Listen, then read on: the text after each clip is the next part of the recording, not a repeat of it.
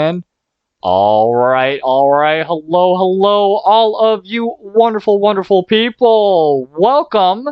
It is for Team Gap Gold League Summer Split. It is your boy, Rylionn. And joining me tonight, for the first time that we've ever had the chance, I think, to cast together, it is the legendary, the myth, the man, the legend himself, mid lane god, DuckMark. Oh my god, look at it in the flesh. It's so crazy. I can't believe it. You still owe me a signed jersey, by the way. What's up? I can't wait. Yes, it is super exciting. We are going to be introducing round 2 of the Gold League here tonight. And tonight we have two awesome teams that we have seen time and time again. And quick shout out, though, to Magic Man for the 7th month sub in a row. Thank you. And I don't know what to do with my hands at all. Do I just keep No, I think there? he was talking about me. He was talking about me. He definitely was talking about me. Oh, and Snacks also coming through with the sub as well with the Prime. Thank you very much. Sorry about that. Man, we're getting subs up. We're getting subs all day long. Okay. Let's go. Thank you. Shout out to all you people. But tonight's match, let's go ahead and introduce the two teams that are going to be playing tonight. We have Team Exiles versus Gaming Club Aqua. As you can tell, Team Exiles is going to be Team Blue, and Gaming Club Aqua is going to be Team Aqua tonight. We have seen these individuals play before. I don't think I've had the chance to actually cast over Team Aqua, so this is the first time for me, but I have definitely casted over Team Exiles before, and so Yes, I definitely know what they bring. And, you know, it's super exciting. I can't wait. I know, I mean, I've seen the casts of them, but I just never casted over them at the moment, so I'm definitely looking forward to that. And let's go ahead and break down some of the teams here. So let's go ahead, DuckMark, who do we got representing Blue Side here tonight for round number 1? So Blue Side is Exiles, so we got Aaron, I believe, right? Oh, it's Don't get me sorry. Young Shacks. Okay, I saw them play together so many times, so I get them mixed up. But yeah, we got Young Shacks up in top lane. No, I thought he picked something in draft. I was about to scream, but we're gonna bring that up in just a moment, though. Yeah. We got Iroh mid lane, so always excited to see him. Him and I have been playing together. Solo duo recently, so I'm excited to see what he has to bring to the table. Who do you think? Who are you kind of rooting for mid lane right here? Right now, Acadian versus Arrow. I was just telling you before, Jane. Like you, Acadian, Arrow, and Swedish are like my top favorite. It's so difficult. It's like picking your favorite child. You know, it's just like if I can't have one of you, I don't want none of y'all. So we got Nighthawk. We got Nighthawk jungle. Always cool to see him. He always does a solid job. I've never seen him feed. He's always consistent with his play, and that's what I like about him. I haven't seen much of Mercurial yet. I have played against him a couple times, but he's kind of a new face in the league new, but right he has now. made an impact. He's done pretty well so far. So you know, absolutely, nothing to sleep on. And then JR Boys is a classic. So always a classic. JR, he is as timeless as For You is in the jungle. Like that's just something that just goes hand in hand right there. And then for Team Aqua over here, we have representing Ocean Gazer in the top side, Turbo Skirt in the jungle, Acadian mid, as we just stated earlier, A10 Polo Star 3 as ADC, and the comical one for support. So once again, new faces. I haven't really been able to cast over Team Aqua here, but while we've delayed enough, I'm going to go ahead and bring up the draft for all of you wonderful folks there at home, as we've gotten pretty far. We've gone through all the bans. So coming in from Team Exiles, we have the Zoe, the LeBlanc, the Urgot, the Akali, and the Vladimir all being banned out. And coming in from Team Aqua, we have Quinn, Kale, Poppy, Ezreal, and Echo. For some of the first picks we have for Exile, we have Morgana. Looks like she's going to be mid lane or jungle. I'm looking more towards mid right now. Thresh as the support, Kindred ADC more than likely, and Wukong most likely in the top side. And coming in from Aqua, we have Kaisa Braum in the bot lane. Sorry about that. Set in the top, and Zach in the jungle. Sorry, go ahead. I was about to say, but I didn't want to say anything too soon because actually, just after playing Exiles, just after playing Exiles recently, they ran a similar team, and instantly once I saw Morgana Kindred, I already knew what was going on. Like, okay, so the other team might not know, especially because I don't think our game was casted. But I already knew what they were going for. So if everyone sees everything, I believe right now, so I think it's okay to talk about. Yep. We got Kindred ADC, Thresh support, Morgana jungle, Wukong top, Cassiopeia mid. Absolutely. They did the same thing to us, and we already knew what was going to happen. But it's definitely a unique team. Oh, it was a scrim. That's where we played them. But Okay. unique team. Nothing I've ever really seen before, but it worked. It does work. Don't sleep on it. So I'm excited to see it again. Oh, I'm always looking forward to. I mean, the Kindred ADC is not something that I've ever played. I've only ever seen her in the jungle. It's something though that is just surprisingly extremely strong. Kind of catches you off guard. Her ultimate it can come in very clutch, or it can also have a reverse effect where you're accidentally saving the enemy team as well. You know, you're trying to self-preserve, but at the same time, it's like anybody can hop in. So, you know, that does kind of make it more difficult. I'm going to start the prediction here, but based off the comp that you are seeing right now. Exiles and Aqua. Who are you in favor of, just based off of what you can see here right now? I'm gonna go with Exiles, and not so much based on comp, but the way I know they're about to play this game. Okay. Okay. I don't want to say much again. I don't want to like give any one team advantage over the other, but just from my experience, playstyle alone, I think it's going to go to Exiles, but Aqua does have a really good comp. I think Azir is on the weaker side, unless you one-trick him and you're just a god with him. He is sometimes on the weaker side. But overall, like team utility-wise, Aqua is nothing like to just sleep on. So it's not a dominating game. No, I don't see any one team dominating over the other just from draft. I'm not gonna lie. I was speaking with Team Aqua prior to the game, and I was like, "Yay! I really hope. I love Braum. I would like to see some kind of Braum this series, and they are busting out Braum first game. I love to see that. And you know, early game, I'm a huge invade kind of guy. You know, with my team, especially when you have a Braum, he is able to land his stacks on every single person. Those types of things. So that's something that I feel like they should be wary of, but we never know how this is going to go out. Kai'Sa is my all-time favorite ADC for this season so far. I know she's got a little bit of nerves. I know she's not as strong as she used to be, but you know, between the matchup between Kindred and Kai'Sa, this is actually kind of difficult. As we saw in chat, though, Snacks was saying, you know, Halo Blade's Kindred is very strong, able to get that stack off very quickly, and that's very true. But following up with Kai'Sa Halo Blades as well, that's nothing to sleep on. Right. So, you know, and with the Braum stacks as well, you're able to get that stun off, extra damage on top of that. Zach's able to just slingshot himself from literally anywhere, it seems like, in the jungle. So, you know, this is a very, very... I personally like Aqua's comp, just based all the way around. You know, Stet, mathematically correct Stet, is going to just do some kind of damage if they let him run away with it. And the mid matchup is the only thing I'm very unsure of, honestly. I've not seen a lot of Cassiopeia play literally in the last couple of years, really. I mean, you see them every once in a while, but it's one of those, oh, wow, I forgot that's even a champion-type champions. You know, I see you play like Akali, Diana, Anivia, you know, people like that. That's kind of what you think of more towards mid. Cassiopeia is just...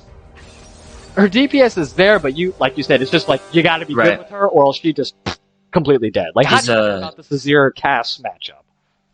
It's not... I've almost never seen these two paired up together unless it was like pro play. Okay. But other than that, I've never seen really these two champions be pitted against each other. But they're both long range. I feel like Azir can poke a little bit easier than Cassiopeia can. But Cassiopeia is the type to kind of she's not a burst mage, but once she gets that poison on you, she shreds your health bar. Absolutely. And Azir doesn't have that luxury. So it's kind of on Cassiopeia to make sure she can land her poison burst and inflict the Twin Fang damage. But Cassiopeia is definitely a strong champion. She's not that prevalent in the meta right now, but her DPS is ridiculous when you can play her very well. And same with Azir. So I think these champions both kind of do similar things in lane. It's just a matter of who achieves their goal in lane first, and then is able to transition that into the mid to late game. Very true. Very true. And who has an easier time doing so, would you say, Azir or Cassiopeia in terms of just damage out? Because Azir, I mean, he's just a disgusting freak later on in game. You know, he has like 400 attack speed. He's able to poke you from so far away. Cassiopeia, though she has the range and she has the DPS, she does have to get a little bit closer, though, than other mid champions and especially caster type champions. Right. So... Azir definitely, because he has more reliable utility. Mm-hmm. I mean, not all that hard to hit his ult, really. I mean, his ult's very useful. Cassiopeia, it's pretty easy to miss her stun, and it's not always, the stun is not always on how well you can hit it. It's a pretty long range. It's the matter of if your enemy is, smart enough to turn around, when you use it, because it does have a startup animation. So once they see that startup animation, they can just quickly click behind them, turn around, and then it becomes a slow.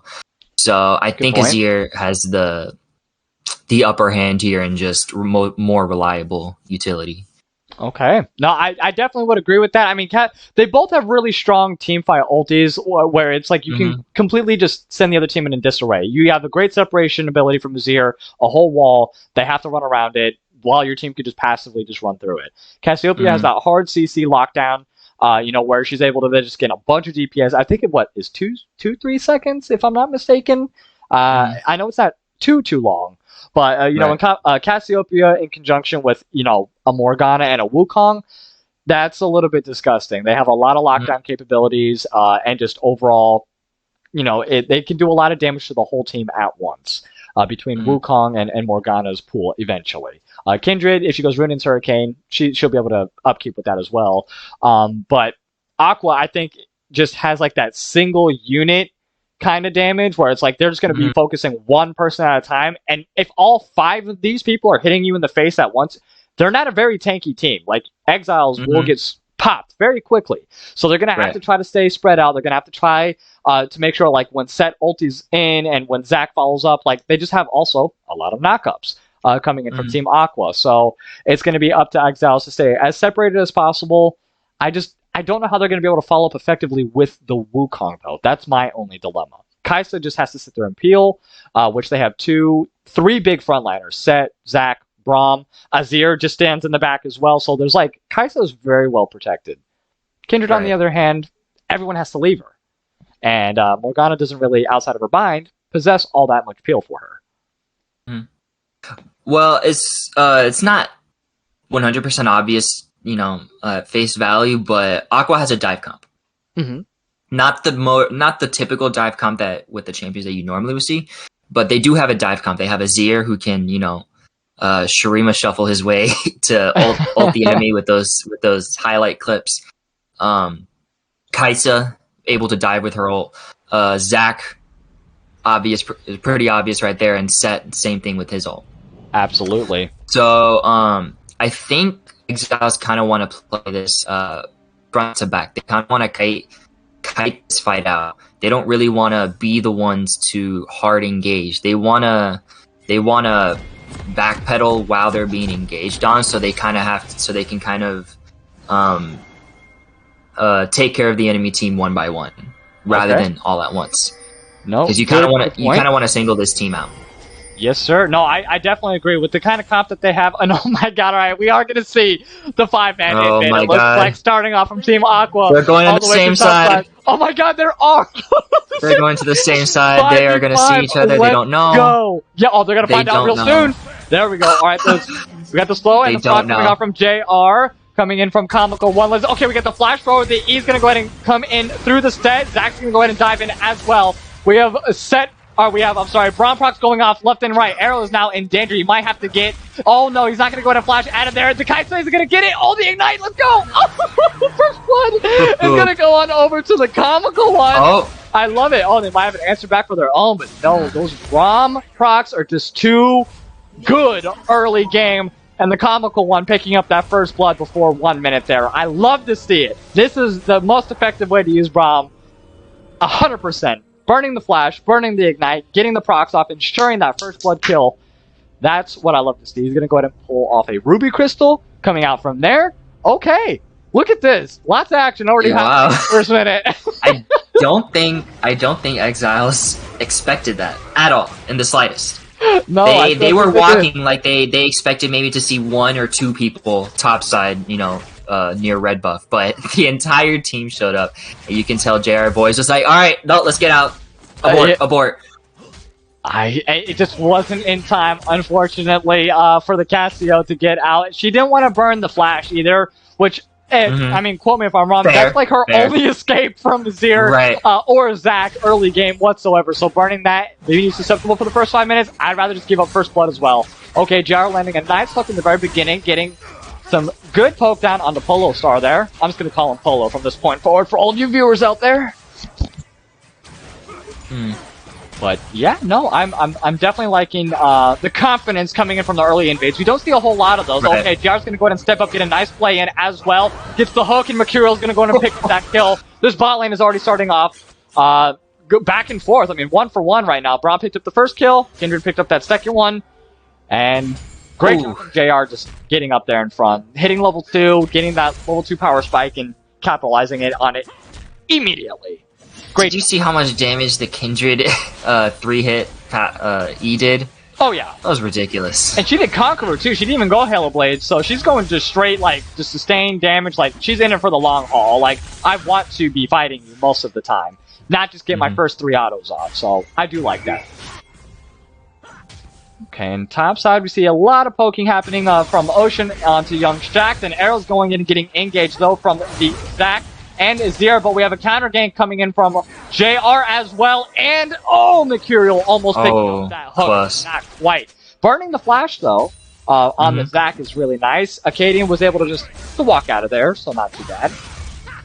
So, this is actually what I was talking about with the playstyle from Exiles. They did the exact same roam at the exact same time when they played against us with Kindred and Thresh. They roamed at like 3 minutes.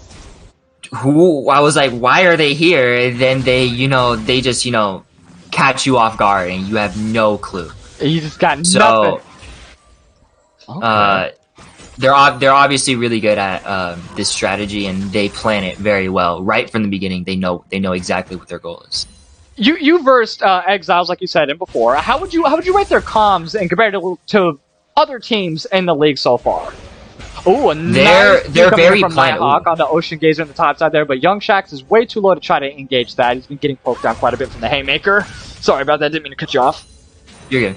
And I was gonna say, they're very methodical. They plan a lot of their stuff way ahead of time. Ooh, wrong. Okay, he's not going in. They plan a lot of their stuff ahead of time, like so far ahead of time. And League is a very you kind of have to go with the flow sometimes. Things change, stuff happens, so you have to be able to adapt. But they stick to their plan no matter what.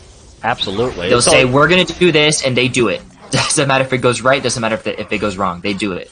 Okay, so they have a plan, they try it, they stick to it. I admire that. I like that as a team, because normally, like you said, like, abort. Like, this is not going exactly how we planned it, so we can't follow through. And as we saw in the very beginning, yeah, that top lane invade was a little bit weary. We have a little bit of a buffer, it looks like, here. There we go. But yeah, it was a little bit weary starting off, but through and through, you said that double gank up into the mid lane. That's something that we've seen before coming in from them. It worked before. They're going to keep on running it. Why not? It's not broke. Don't fix it. Yep. So that's something that I do like to see. No, it's pretty quiet so far for now. I think they're just trying to find little leads wherever they can. Yeah, just get a little pokey here and there. Ocean Grazer, he's set. So even though he has half health, don't let that mislead anybody here. That does not really mean he has half health at all. Look at that. In fact, the more you hit set, the worse it's going to be off for you. That's what I feel like he gets rewarded passive. He gets rewarded by losing. Yeah, essentially. Kind of. Oh god, I love it as well. But he's one of those champions. Like, would you rather versus Set or a Viego? Viego, definitely. You'd rather versus a Viego? Absolutely. I think Viego's a lot easier to take advantage of before he's fed. Okay, good point. If that makes sense. And Set, although he's also a monster when he's fed, he's not nearly as easy to manage and like to keep control of before he even gets fed. He's always a threat no matter what, and Viego's not necessarily a threat but until he gets his farm and his kills. Okay, good point. Like jungle is also once again not one of my forte. I'm in silver, DuckMark. Yeah, same, you knew same. No, I have no. I could not. I don't even know how to path in jungle, so I kind of trust my jungler. He's like, "Yeah, I'm gonna do this." I'm like, "Go ahead." I don't know what to. I don't know what you're gonna do. You know better than me. Sounds good to me.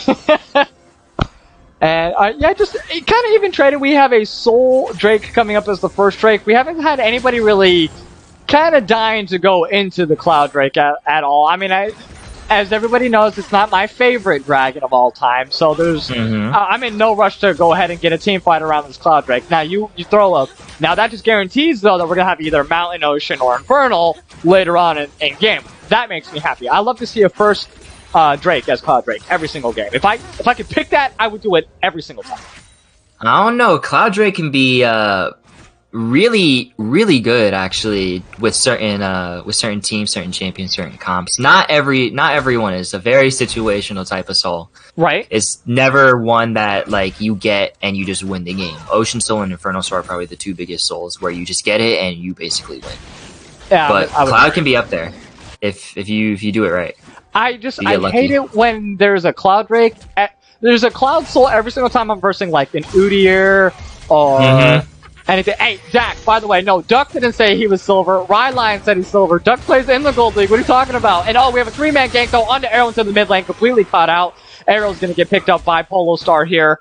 Yeah, I'm not sure what he was there for. Did he clear a ward or something? I was talking. I apologize. I'm not sure, because I wasn't, I don't think I saw him. I think it panned over, like, right as he was getting caught. Yeah, I didn't see the reason why he was in that position to begin with. Nighthawk looking to maybe get a pick off with the Morgana pool. Nah, Red Team's going to go in and secure that, though. And, ooh, all right. I thought Comical One's going to get engaged there by Thresh, but he had no follow-up from anybody, so we're not doing that. Young Shaxx is getting poked down quite heavily, though, in the top lane by Ocean Grazer. And, I don't know. Late game, though, I really, really thoroughly enjoy Team Aqua. The Zac, the Set, the Kai'Sa, like, they're just so stupidly strong the later and later this game goes. Cassiopeia is also one of those champions that does do it, but Wukong, he's one of those, you gotta get him fed early, and then he falls off later kind of champions. He's like, stick to the side lane, let me just keep on pushing type champions. Team fights, yeah, he has the knock-up, he has the double knock-up, but it's too squishy in my opinion to really be effective in these types of team fights, especially against, I would consider Set a tank in this one, but at least 2 tanks with the Zac and the Braum, He can do his job. I mean, Wukong's very well known for armor breaking, armor pen. His Q shreds armor, and he also likely can build a black cleaver very easily. So, good point. He definitely has a job in this game. As long as he does that. That was a threaded hook right on Polo Star there. JR Boy's going to full engage. Ulti does come off. Flash coming in from Polo Star. Another flash coming in from JR. And I believe from Mercurial. Yes, he did. They're going to burn everything to heal just to catch up. And he does pick up the kill. Great job. That was a great hook. Threading the needle. Really just barely picking up that hook on the Kai'Sa there. And, very effective by JR. He is one of the, I don't know what the standings are right now. Are for support players, but I would be not surprised to see JR in one of the top 3. And Morgana, though, looks like she might be getting caught out the flash forward, trying to get out of both the pull and no, he's going to go in and wait for that Black Shield to fall off. Yes, he is.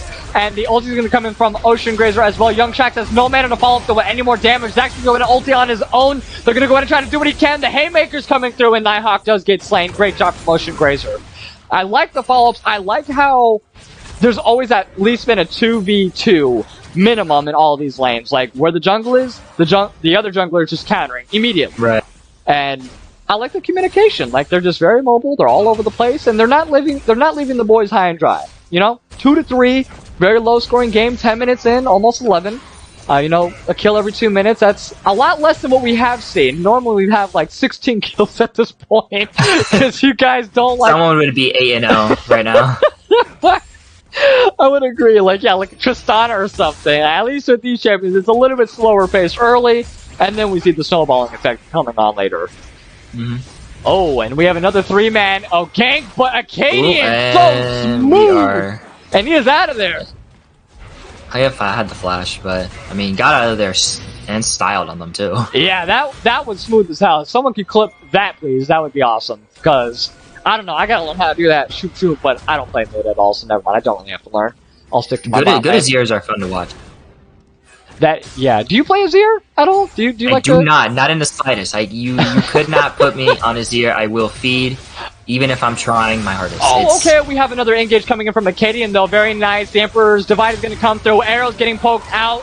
The ulti was not going to be in time, and Acadian's going to pick up his first kill, 1-0 and 2. 0 and 3 right now coming in from Arrow. A little bit of a rough start to Arrow, but we know how effective he can be later on, so I'm not too worried about that. Still upkeeping in farm. It's pretty even, 93-96. Let's take a look at the gold difference right now. It's 17-4, 18-5, so about 1,000 gold lead, and a majority of that's going to be in the mid lane and in the bot lane, but the bot lane is going to be in favor of Team Exiles, while the mid lane is in favor of Team Aqua.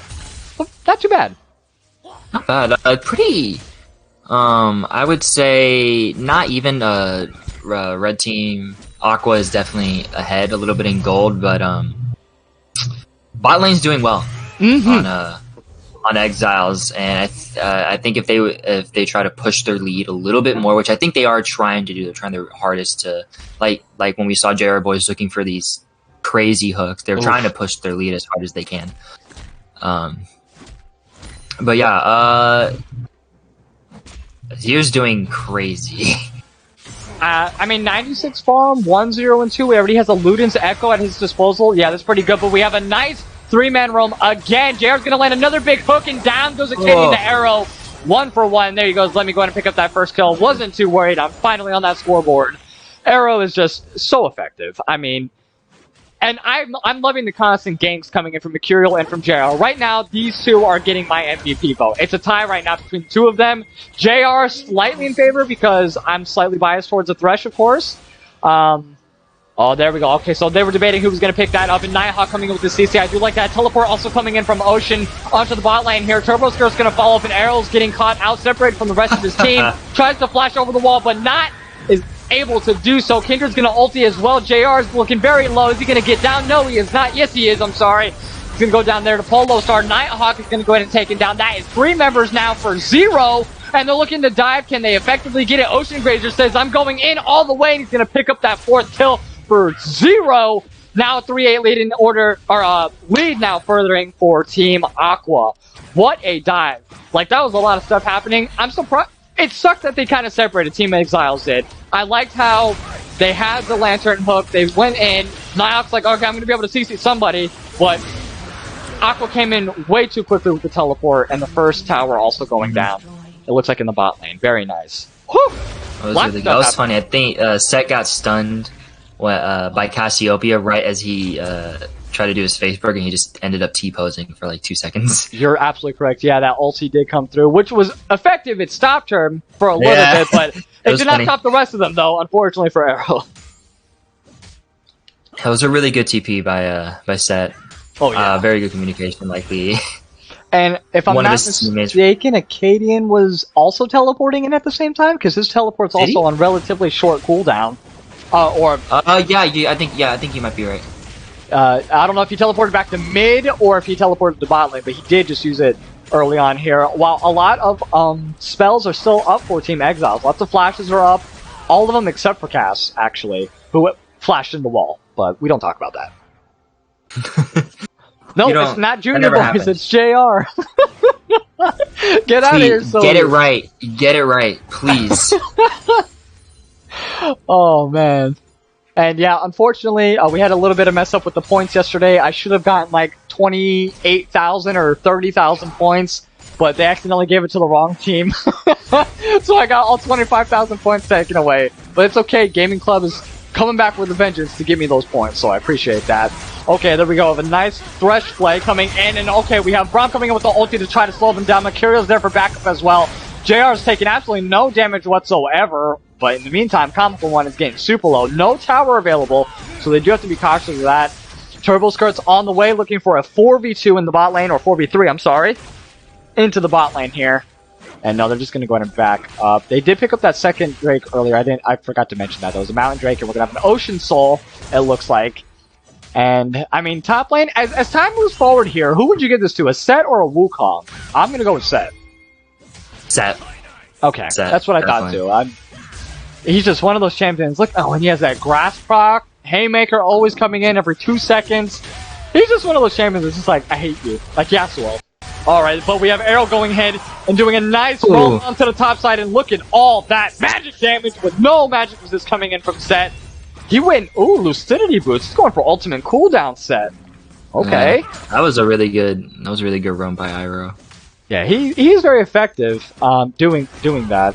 And that shutdown coming in on and giving it to Wukong, that's just kind of where you want it to be. I mean, the 1-in-4 cast could use the gold, but she is just getting hyper-focused, so I don't want to give too much gold on over to her and potentially give out, like, shutdowns and things like that. Like, right. I don't know if that's effective. And, a nice flash hook coming in from JR onto Acadian, and the Thresh Lancer coming through. He said, don't worry, Emperor's Divide isn't going to be able to do much to me. But that tower coming through from Acadian as well, very effective, very clutch. And Mercurial's forced to back off there, and the flash Q coming in from Braum to pick up the kill on the Mercurial, and Acadian's going to go ahead and turn the tide. Nice ulti coming in, the third stack is going to go up. There goes the fourth one, he's going to go ahead and get stunned. JR, is he going to make it out? I don't think so. Acadian's going to go ahead and pick up that kill. 3-1 now and 5 assists. That was a great flash Q coming in from Comical to pick up the kill onto Mercurial there. I mean, Wukong's now looking for the 1v3. No, I'm sorry, 1v4. The binding does hit on to Acadian. The heal's coming through. Is it going to be enough? No, it is not. They're going to get the shutdown on over to Nighthawk, but Comical, oh my god, he's going to go ahead and pick up another kill on there with, oh my goodness, with Young Shaxx. And the rest, and the answer coming in from Team Exiles. I thought Azir's tower there was going to be enough, but it just simply was not. Great follow-up from Young Shaxx there onto the bot lane. He doesn't have teleport. Did he just run down there? I didn't even see him, to be honest with you. I think he just ran down there. I think he just ran. Hey, it worked. If he was in base and you're pushing up on tier 2 tower, I think it is good to try to at least save it or at least help your teammates out. In this case, turned out very well. Got a shutdown gold, 2-0-2 now. He's matching Set. Though Set was able to go ahead and pop the Rift Herald into the top side. Not necessarily get the tier 2 top lane tower, but getting a lot of damage off on it. It might as well be down. It's putting a lot of pressure on the map, macro-wise. 2-1. Exiles is down just a little bit, but not by much here. 4 kills down, but only about 1.5 or 2k gold difference between the two, and they're definitely not out of it. That is for certain. Kindred was ahead, and they came back a little bit, but they're doing well. I'm sorry. Yeah, no, you're good. Wukong's actually doing pretty well right now. He was behind against Set, but now he's actually 2-0-2. Already has a Sunder, has his Bramble, so he's doing pretty well for himself, and I think he's going to start hurting a lot more in these team fights. I hope so, and we already got some Young Shaxx hype coming into the chat, though. Thank you very much to Pujo for going ahead, and Set's going to go ahead and start off the fight with an ulti of his own. He's going to go ahead and try to engage for the rest of his team, taking a lot of the damage. The Haymaker with the shields coming through. Arrow's getting super low, but staying alive just enough time to go ahead and get that DPS off. Turbo Skirt also getting super low there. They're going to only get 1 kill out of that huge fight. Lots of spells used, but only 1 death. And this is going to be only a 3rd dragon. I don't know if this is worth it for Team Exiles to stick around for this. Like, they were able to do a lot. They were able to take down at least Ocean, but they're going to have to give up the dragon, I believe. They're just a little bit too low in order to continue to fight this. But JR is not looking... He is not trying to back down at all. Okay, we do have the engage coming from Turbo Skirt. A nice hook coming through onto Acadian. Just looking to get that CC down. Blue Team's going to go ahead and steal the Ocean Drake. Super effective. I love that. Kindred ulti. That's going to be 2 members down now. 3, I'm sorry. Coming in for Exiles. And Turbo Skirt is looking. The passive is going to pop off, but no, they're going to go ahead and get that. And that is going to be 3 members down. Yes, it is. Arrow's going to pick that up. 2, 5, and 4. And this is something that I think is lacking on Aqua right now. They don't have any magic resist whatsoever. The only person that has it is Zach. Oh, no, I'm sorry. Braum just picked it up as well. I believe he's... I don't know what he's going for, actually. Oh, with the Negatron Cloak? I'm trying to think. What goes along with that? Yeah, I'm thinking too. I'm not sure. Well, at least that's something that a Braum would build. I'm not quite sure. He already has the Locket of the Iron Solari, and this looks like they were trying to, they're going to go ahead and sneak that barrel in. Baron stole the Ocean Drake, and then very, very effectively stole the Baron. This is huge. Just neglecting the Baron for Team Aqua is big all on its own. It's not necessarily like pushing lanes or anything like that, but just denying them that potential is really big in my opinion. I think that's something that teams really don't think about. It's not so much as like, okay, let's try to push with this, but let's just make sure that they don't have it at least. That they don't have it, yeah, right. Right, and that was they made the most out of the team fight they just won. They got the Drake. Now they just took the Baron as fast as they could. They're trying to capitalize that one fight that they just won, which is turning the game right now, turning the game around for them.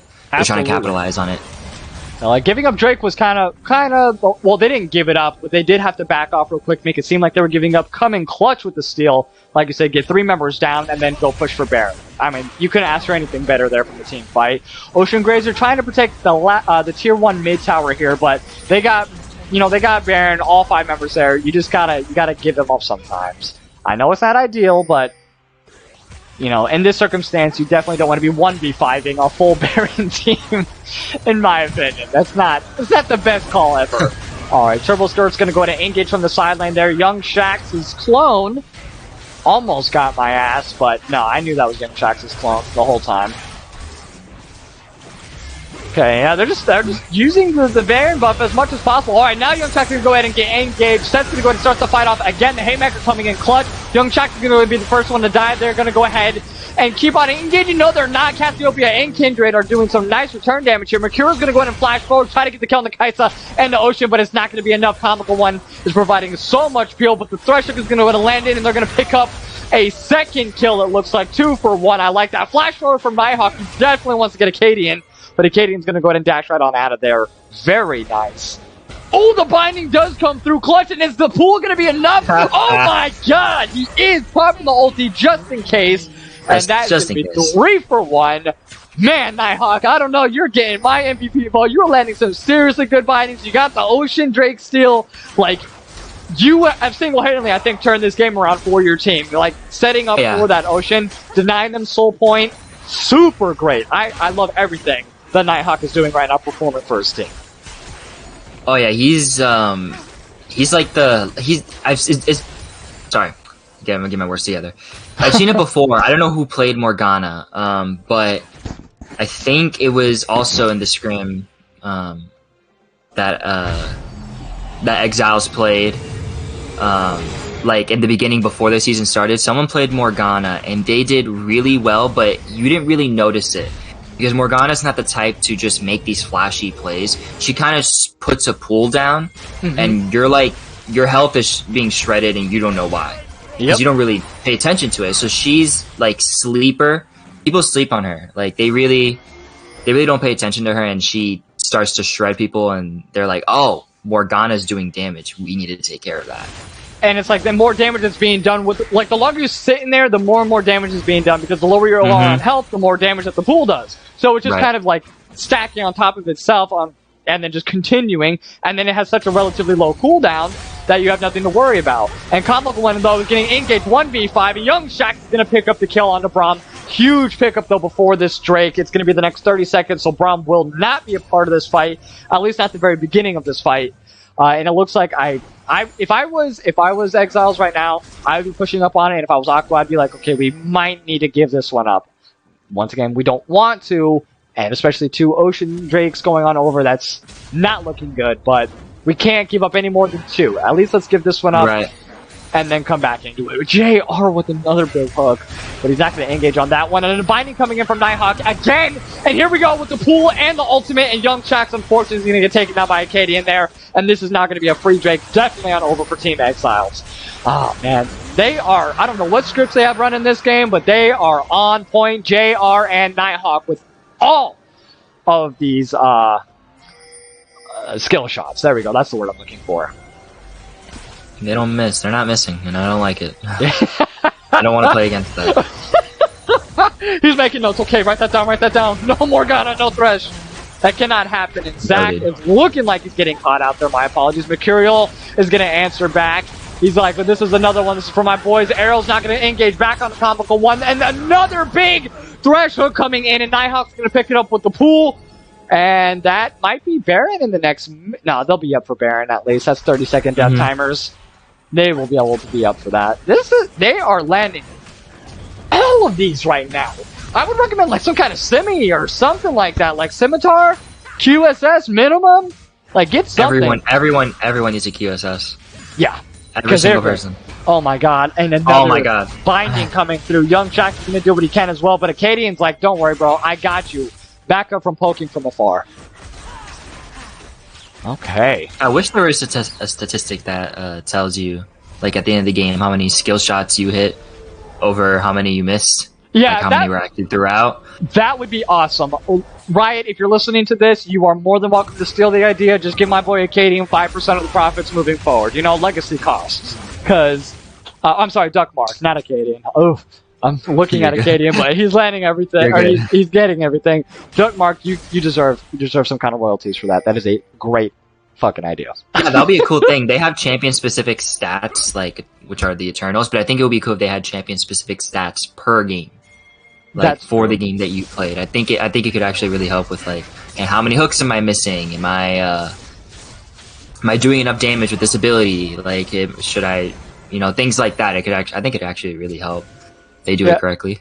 I'm just thinking about how demoralizing it would be for myself to be like playing Threshold when you look at the end and you're like, all right, I landed 22 hooks out of 400. Yeah. Right. I would not have JR or Nighthawk numbers whatsoever. Another right. Ooh, okay. Almost lands with the Morgana binding as well, but Turbo was able just to get out of that just in case.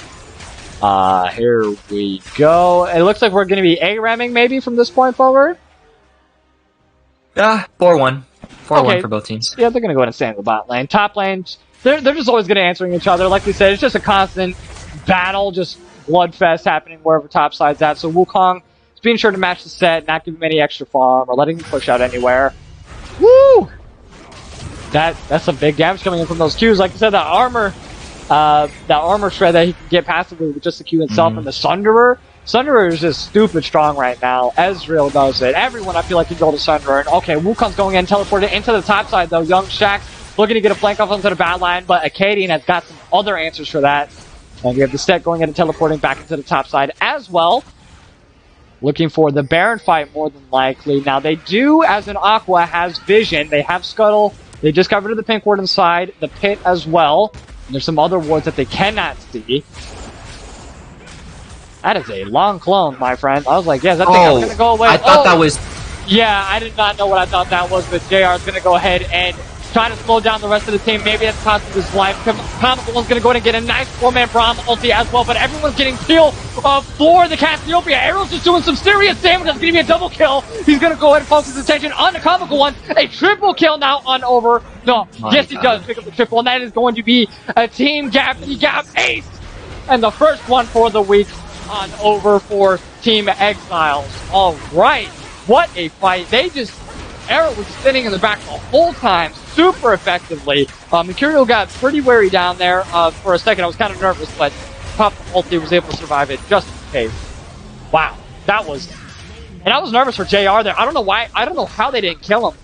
Like, I don't know if it was a good thing for Stet to go ahead and ulti him out of the ulti.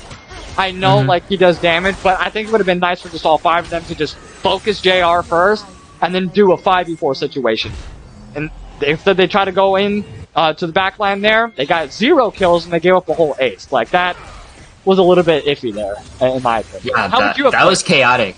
That was chaotic, but I noticed Mercurial had a really good ultimate that fight. No one was necessarily close to dying, I think, except maybe Thresh. But I think he was able to... His entire team was healed by Kindra's ult. So that played a huge part in them taking that fight so convincingly. That 5-man heal, essentially, it was really big. Good point. I forget that Kindred does do that as well. Where is Face Cam? Face Cam comes in afterwards, but here we go. We have another huge team fight happening into the Dragon Pit here. There's going to be 2 members down now for Team Aqua, and they are going to take down the 3rd member. No one looking even remotely close to being exhausted onto Team Exiles. That's 4 members down. Arrow's just on a killing spree. He's going to go from 1-5 to now 6-5 in this first game here. Completely turned around from early game. I don't know what kind of weakness he's been eating, but Young Shax is also being super helpful with these ultis. 6-1, 14. I mean, he is looking so good right now. 20 out of the 27 kill participation. That's like almost the whole team, I think. Has at least 3 members out of the 5 have 20 out of 27 kill participation. That's big. That's huge. Yeah, they're playing they're like moving as one unit, and ever since that 1-5 where they won confidently, they're running with it. They said go ahead and try invading us again next game. We'll go ahead and be ready for it this time. Both of the Nexus towers are down. All 5 members are up, but it looks like they might just be going on over. No, they're not giving up without a fight. Zach's going to engage as well. Young Shax is going to end this game himself, and yes, he does. First game is going to go on over to Team Exiles. Very nice, strong, action-packed game number 1. That is what we like to see here. I could not be any happier with game number 1 at all. And we're going to go ahead and put the face cams for everybody there in chat. Hello, what's up? Rylionn, and join me. For all of you newcomers is DuckMark. As you guys know, you've seen him in the mid lane thousands of times, dominating, especially from last split. So this is the first time. We did have a comment earlier. They said your hair was fire, by the way. So we do have some. I would agree with that. I wish I was effective enough to do that, but I unfortunately cannot. Thank you. I said, look at this handsome guy. Wasn't expecting a beard. I think you're the handsome one, and then they're just thrown off by my beard. That's how I'm going to take that. Right. But game number 1, though. Oh, damn it. I meant to pull up the graphs and everything. That's my fault. I just moved into the next one. I apologize about that, everybody. But yes, that was a really, really good, strong game number 1. Let me go ahead and get the scores all up and ready for everybody. They are switching sides, so now Exiles will be on the red side, and Team Aqua will be on the blue side. Let me go ahead and get this pulled up and ready for everybody as well. But, yes, sir. Like, who are you giving MVP to for game number 1 there? Me, personally, I don't know. That was way too damn difficult. You're going to go with JR on that one? Okay, okay. I can't argue with that. He hook after hook after hook, and then that allowed Nighthawk to go ahead and land her bindings, even though they were doing it without it. Like, independently, they were both just landing everything. Getting those independent kills as well. I mean, this is the reason why we have the overall polls at the very end for all of you wonderful folks at home. You guys get to really decide who's the MVPs. It is not just up to us. We just like to give our own personal inputs here. But yes, I would definitely agree. JR 100% earned that starting off. So let me go ahead and also give the points to all of the people that said Team Exiles was going to win. Good job for picking that. Here we are. Complete prediction. Yes, I am sure. And all right. Perfect. I think JR Boys. I'm gonna say why I'm going with JR Boys, because I think although Nighthawk did really, really well, he also did the most damage in the game. I think JR Boys paved the way for Exiles to take the game. Like those little things, hitting these crazy hooks that normally you wouldn't go for. Like they add up, and then they tip over, and they can finally start taking the game from there. And once JR Boys was doing his job, hitting all these hooks, getting all these kill secures, all these different opportunities, now Nighthawk can say, okay, I have something to work with. I'm going to piggyback off of that, and then he also starts running with it. So I think it started with JR Boys, and then it started to spread to his other teammates. Iroh, Nighthawk, then Iroh, Wukong, and then Mercurial was, with Thresh doing his thing, but it slowly spread to the entire Exiles team, and I think that's how they were able to bring this back from the deficit that they were in. I would agree. I mean, it was a little bit iffy in the beginning for not for Nighthawk, I'm sorry, for I almost said DuckMark, but that's not true at all. You weren't even in there. Oh my goodness, who am I thinking of? Who is this Jaxper? Oh no, that's a bot. Get that out of here so we can have Hey, I have the mean, right person. I know I'm equivalent to that, but it's we gotta get him out of there. There we go. Yeah, Arrow. It was a little bit iffy for Arrow in the very beginning, but he was able to pull it off, like you said. I'm actually very surprised that Cassiopeia was able to essentially just 1v1 the entirety of that game against Azir. Yeah, I was also surprised. I didn't expect Iroh to actually come back as hard as he did, but he looked for the right roams, the right opportunities, got the kills that mattered, that gave him the shutdown go that he needed to get ahead, and that's how he was able to finally get ahead of Azir. And Azir was doing really well. I think Azir's flaws right now in the meta and as a champion definitely showed through the mid to late game. I don't think Azir's a bad champion, but I don't think the items actually favor him that well. Would he pick Luden's Echo first? Yes, he went Luden's, and I think even though Luden's, I mean, he's an Azir player, so he might know better than me. I think Luden's, although is like the best item there is right now, I don't think it's a good item. I think it's like the only thing that he could do. It's like the only thing that he could go that will benefit him in some way. I think before the Season 11 item drew work, I think he was a lot better because I think he could build multiple items, which now mythics are kind of exclusive. Before he can build multiple what would be mythic items now, and he would do a lot better. But I think now that, he doesn't have an item that specifically works well with his kit, I think he starts to perform less optimally compared to the other mages that can, use stuff like Liandry's and Ludus to, their fullest extent. They didn't really have any tanks, so I don't know if Liandry's would have been the best case for that, but Wukong with the Grasp of the Undying, always getting that health. I mean, they could have been effective, definitely. Quote me if I'm wrong, but like Everfrost, could it just be effective? Just not even. No, I don't, because he's too. He likes to fight from afar, and I don't think he's close enough to really make use of Everfrost effectively. Like, it doesn't. None of the mythic items really mesh well with his kit. They all can help. Like, Luden's helps, the extra damage helps, but nothing really synergizes with this kit that well. Like, for example, Liandry's synergizes so well with Brand, Malzahar, and Nivea. Like, it's undeniable. You go that item because it's so good with their kit. But I don't think there's a specific item that works all that well with Azir. You just kind of have to build something, whatever kind of works. Question coming in from the chat itself. Do you guys think that Raka jungle is still viable in competitive play? Once again, I'm not a jungler. I don't know nothing about jungle. If I've seen someone lock in as a jungle Raka, and I'm silver, these are gold players that we are casting here tonight. Also, to answer question number 2 for you, Landwell Poacher.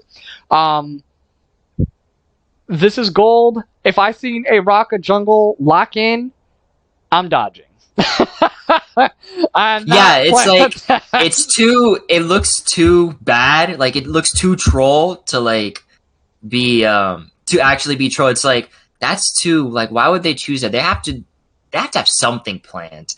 They're going, Soraka jungle. It's kind of scary.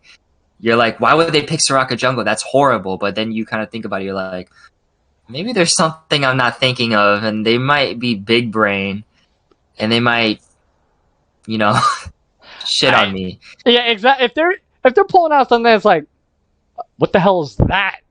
It's Russians. One, they're smurfing to hell, and it's swag, just pulling out some Lulu attack speed thing, and mid lane, it's just like, oh, that can't possibly work. Next thing you know, he's getting quadra kills in the bot lane.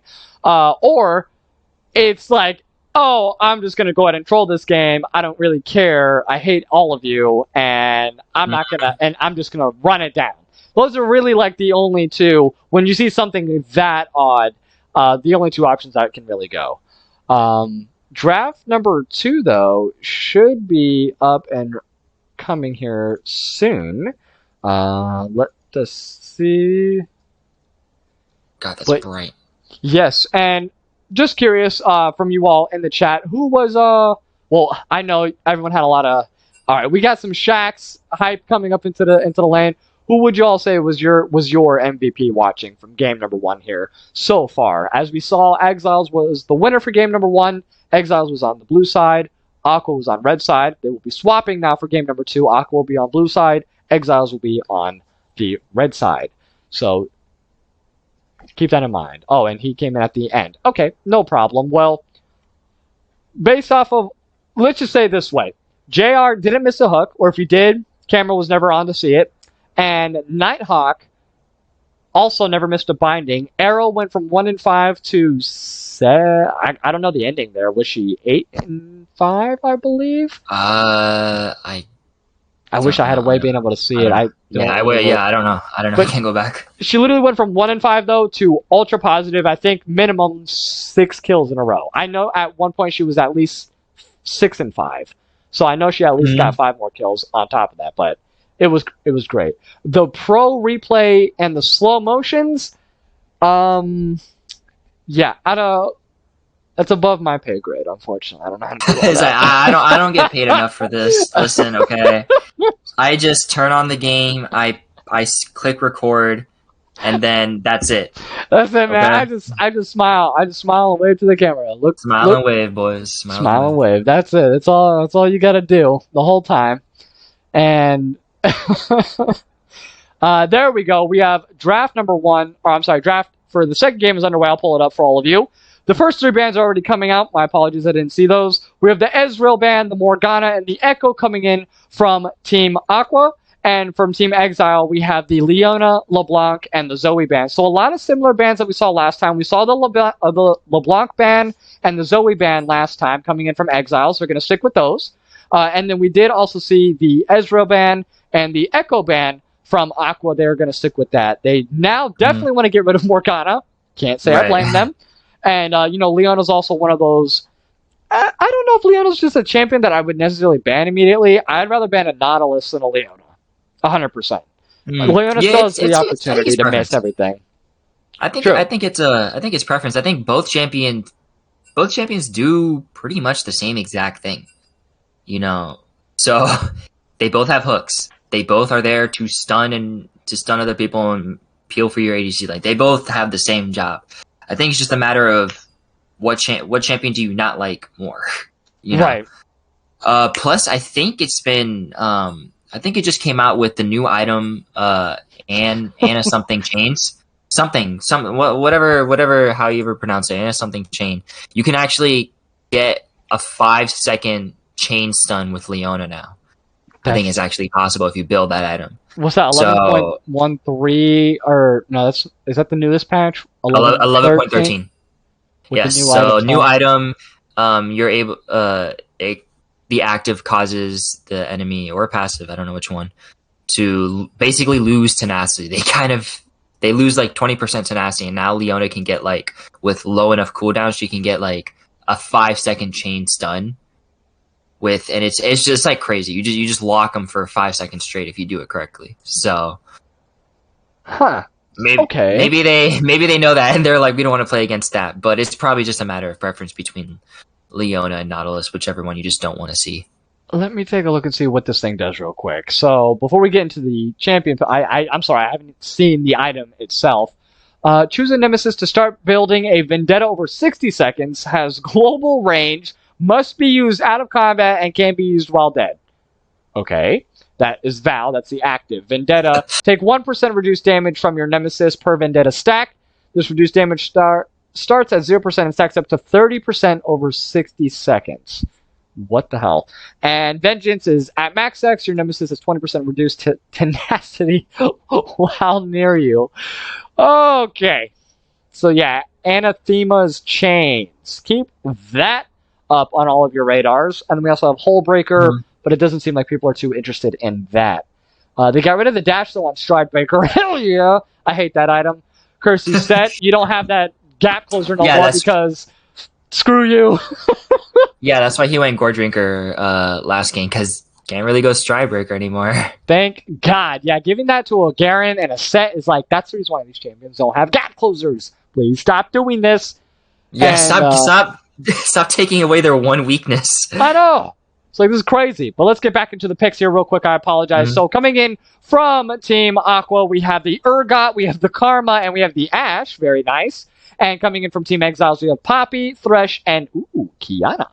And the last two bans coming in from Team Exiles was the Azir and the Akali. And coming in from Team Aqua, we have Sejuani and Kindred. So we definitely did not want to see another Kindred ADC. It seems to be a lot more prevalent in this league. The Kindred ADC, people are way more comfortable doing that. Or as we've seen, like Seraphine ADC. You know, a lot of different not traditional ADCs. Seems to be the go-to for Team Gap overall. I mean, yeah, I think people have niche picks. I mean, I've seen Fiora. I've seen Wukong Yumi bot lane, and I've lost against that. You know, like just like niche picks like that. Like what? Like maybe their ADC or maybe your ADC is a really good Fiora player, and you want to do like a Fiora bot lane combo and try and get that to work. I mean, it's an interesting thing, and it's something that can throw the other team off. Right. And just throwing them off, like they're just making them confused.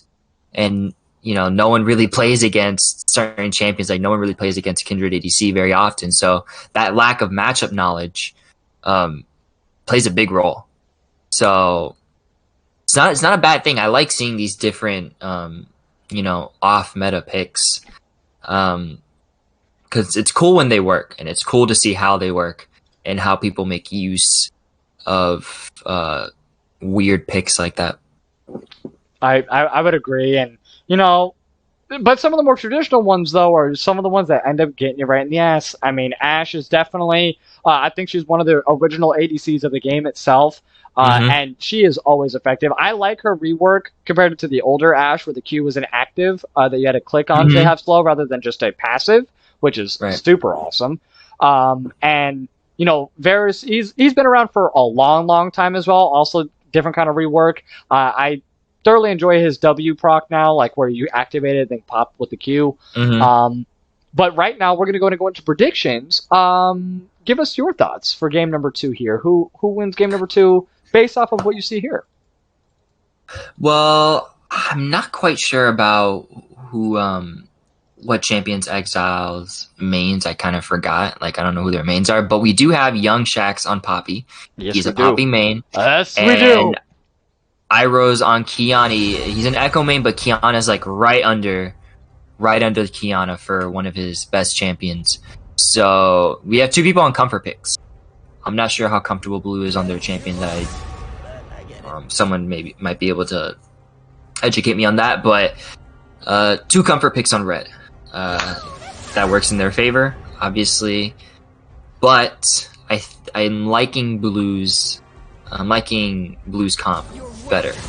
Yeah, I would definitely say so as well. JR on the Thresh is always a threat. Now, remember from last game, he was kind of a beast. Not gonna lie. So giving that up and trading it up for a Karma.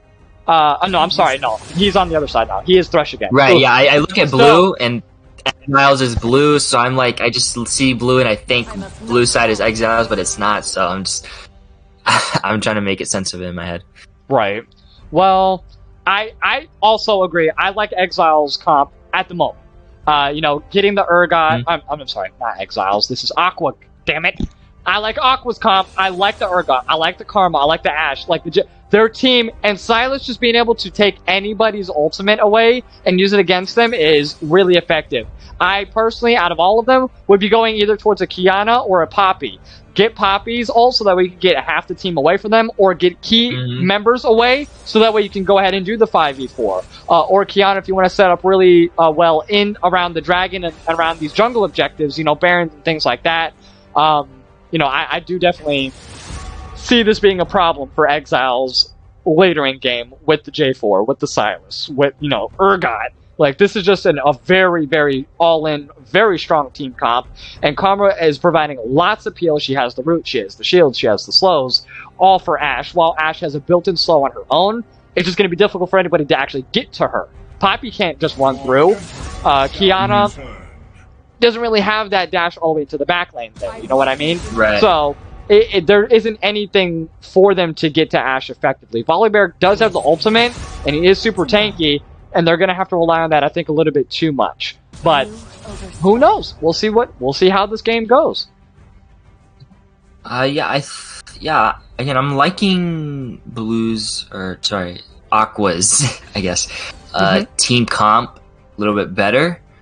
Jarvan is probably one of the best and most reliable team fighters in the entire game.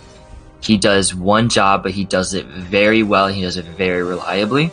Right.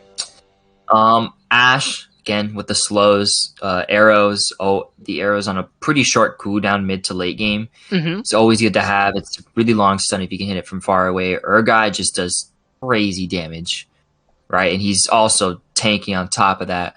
Karma to protect the Ashe. I don't know about I'm pretty sure Karma Ashe is a good thing. Like, it's a good combo. I haven't seen it all that much, but I'm pretty sure it's a good combo. And then Sylas to kind of take away the ults that they want for their team. I'm pretty sure Volley, Varus, and Kiana are probably going to be the most, are probably going to be the best ults for Sylas to take. And then Poppy for certain situations. All right. No, I like the breakdown, and Poppy being able to get the stun off in the jungle and things along those lines. Like, it's just going to make team fights a little bit more difficult because she can just single target any of those people. Plus, she can kind of counter use Jarvan's ulti against him. So right as soon as he goes in and pops the Cataclysm, she's just going to go ahead and dash whomever's inside into the wall immediately. Right. Or she's going to be able to capitalize, double up on Kiana's already effective ulti, where she's going to stun them and then just a double stun on top of it. So there is a lot of potential coming in from Exiles that Aqua really has to look out for. And Jarvan's just going to have to be smart where he's placing that Cataclysm at, because it can either set his team up for greatness or set them up for complete failure. Because the Kiana Poppy being able to really counter the J4 ult, I'm actually kind of surprised that he picked J4 into the Kiana and Poppy, knowing that he was 4th pick overall. Like, it's just not one of those things I'm not that sure you see. About the thought process. I don't really have an explanation or answer what really could be going through their head. Maybe they just had a comp in mind. They wanted to stick to that comp. Maybe there's like a specific wombo or an idea that they want to have, and regardless of the bad situation or the counter that he could be up against, they just want to stick to that. Not sure, but obviously we're not in comms with them, so we have really no idea what they have planned. We can kind of try to figure out and have some idea, but for the most part, we really don't know what each team is truly going to be up to. Agreed. And we are live. It's all up to mystery. Absolutely, yes, sir. And it is up for mystery. And it is no longer a mystery, dude. I got to say, you do got some fantastic hair, my friend. Like, absolutely. Like, it is so suave up there. And I'm jealous. I'm so jealous. I would trade my beard for that hair any day of the week. Oh, are you gonna take it down for us? Is that what? Oh, I thought. No. My hair is very thick. So if I take it off, it'll kind of stay like this. It'll kind of stay like this and just slowly fall out because I'm very thick hair. So Gotcha. it's not. It won't look good. I put it up because it wouldn't look good if I had it down. I'm gonna get this braided eventually. I can either go double braid or I'm gonna go single braid in the middle. I don't know yet, but this thing. I can't do that. That's for sure. I can't do that. This is about a year and a half. I cut this off January 7th. Year and a half? Yep, year and a half. A year and a half? January 7th of 2020. If I try to grow a beard for a year and a half, it would probably just be like, this probably would just get thicker, and that's it. It doesn't grow like that. It doesn't grow like vines. I can't wait to see it. Oh, Wookie said, "Dude, looking kind of cute." Okay. Look at that. You're gonna have your own fan base all on your own right there, dog. You are already one of the top mid laners of all time. Like, you gotta do it. You gotta do it for them. And it looks like game number 2 will be starting here within the next few moments. I hope you guys got all your predictions, because that is no longer up. And it looks like, we did get a few people going in for Team Exiles. Looks like is the overall winner. And oh, they're saying, oh, I should do a double braid. Okay, okay, that would look dope. And put that beard jewelry there. Oh my, I'm gonna get my beard bedazzled. Like you know the little beads for like necklaces or bracelets. They're like colored. They're plastic. Yes. You know what I'm talking about? They look like Cheerios. Really, you know, you just kind of stack them on. Cheerios in my beard, or like I don't know if you've seen The Office when Michael gets that one braid in his hair and he has like the Jamaican beads. I should just do that all throughout my beard, just run around, having them go clack clack clack clack clack. That would be awesome. All right, here we go. Game number 2 is underway. Let's see if we're gonna see another invade coming in. I definitely hope so. No, I don't think so. I think it's looking like red side. Oh yeah, from Aqua, definitely. Yeah, Aqua's going in. Yeah, red side's just gonna 5-point, and Varus is not gonna be happy with what he's about to get. What he's about to see. Yeah, he's either gonna have to burn flash. I think he's gonna have to burn. It's either gonna be burn flash or get another first blood. I mean, they did get first blood last time. Okay, they're gonna go ahead and have him back up right there. Drops the ward, and they are gonna clear it effectively. Very nice. Gets to 20 gold. GG. Nice. Yep, got Karma 20 gold. Karma got the gold. J4 got the ward. Like, yeah, they are just stacked up right now. Leaps and bounds ahead in terms of farm and gold right now. Volibear is getting a very deep ward, though, into the blue buff there. So let's see if he goes for the steal. That was a very... Actually, I just kind of thought about it. That was a very ballsy invade by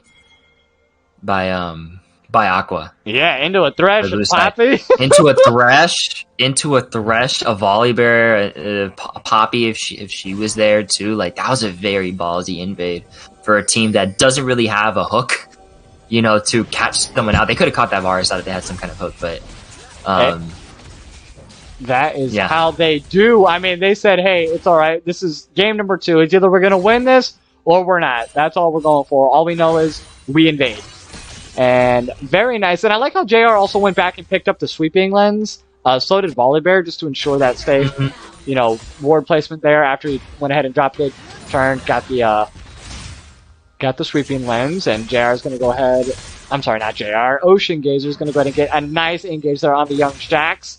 And that top lane early game is going to be a little bit difficult for Young Shax because Urgot has the range over Poppy. So I'm expecting to see Nighthawk spend a lot of time there early game, just to ensure that Poppy doesn't get too far behind, because we would like her to be ahead. I mean, Poppy does have the dash cancel, so she can... Oh my god, the prediction hook coming in onto that comical one. Mercurial's going to go ahead and get the first blood. The Ignite's going to go off as well. Very nice. It's 2 minutes and 30 seconds into the game. We're already seeing the same hooks. She went back and walked into it, though. Like, she walked straight into that hook. I know, but... I don't know, man. How you let Thresh through? I mean... Oh my god. After last game, I would have gotten rid of Thresh and Morgana. I've been like, okay, I'm done with these guys. But, you know what that leaves open? Nautilus. I don't know. I'd rather verse Thresh than a Nautilus, to be honest. I would have used all my bans on every hook champion that I could possibly ban. Nautilus, Thresh, Leona, Pike. Put it all on JR, boys. Just all of them. Give me all the hook champions. Yeah, like you said, Pike, just every single one of them. Every single one. I'm not going to argue with it, but JR is super effective, and if we do get to a game 3, I don't expect to see a Thresh inside that third game, and that is for certain. But who knows? I mean, there are other more important bans they seem to be getting off. Like, we saw the double LeBlanc ban in both games. Oh, we have another 4-man. Oh my god, every single member has come into the mid lane here. Nighthawk's going to go aheed and try, and he does go ahead and get the kill. Turbo Skirt's trying to do what he can, and is he going to be enough though? Oh my god, yes, he is. Mercurial's now 2-0-0. Very nice. And they're up 3-0 right now. Team Aqua is definitely pulling out. I'm sorry. Team Exiles is pulling out all of the guns that they did last time. I mean, they are just keeping the momentum up, and they are not messing around coming into game number 2. They are trying to close this out as early as possible. That is so good for Iroh specifically. I mean, mercurial too, but so good for Iroh. Oh yeah, Because he already has a good matchup into Silas, especially since he took Ignite. This is gonna make it even better. He didn't get a kill, but oh, and 2 is good. Yeah, 0-2 is still good. So, yeah, gonna be pretty rough for Acadian. I'm not quite sure how he might be able to bring it back, but hey, you never know. He plays Silas better than me. Yeah, that is true. And Young Shaq's actually going ahead and picking up a solo kill in the top lane underneath tower, by the way, onto Ocean Grazer there. I know we only call it just the last little bit of that there, so I apologize. But yeah, they are now up 4-0. Every lane is just looking super good, super ahead. 6.5k to 8.7, so a 2k gold lead now and over for Team Exiles. Most of that, as you guys are probably more than aware, is going to be into that Varus right now. Kiana, though she has 2 assists, is only by about 100 gold because of that farm difference. Is looking a little bit into Acadian's favor, it looks like. But we have a nice engage, though, coming in from Arrow onto Acadian. Volibear and no other jungles around to help them, so this will be a 1v1. But he's going to go ahead and back up there. He has no minions to support him whatsoever. And he's not looking to get all that free, damage coming in from that. So I don't blame him. Yeah, I was doing a good job of knowing his kill pressure over Acadian's, and the damage he does compared to the damage Acadian does, and all those little things that you have to think about in lane. He's doing a really good job of keeping track of that. And if he keeps doing these minor things, they'll eventually add up to a kill, and then a kill maybe into 2 more kills, a snowball, like... Oh my god, JR with the roams and the hooks again! Acadian is just not getting a break at all this game, or the last game.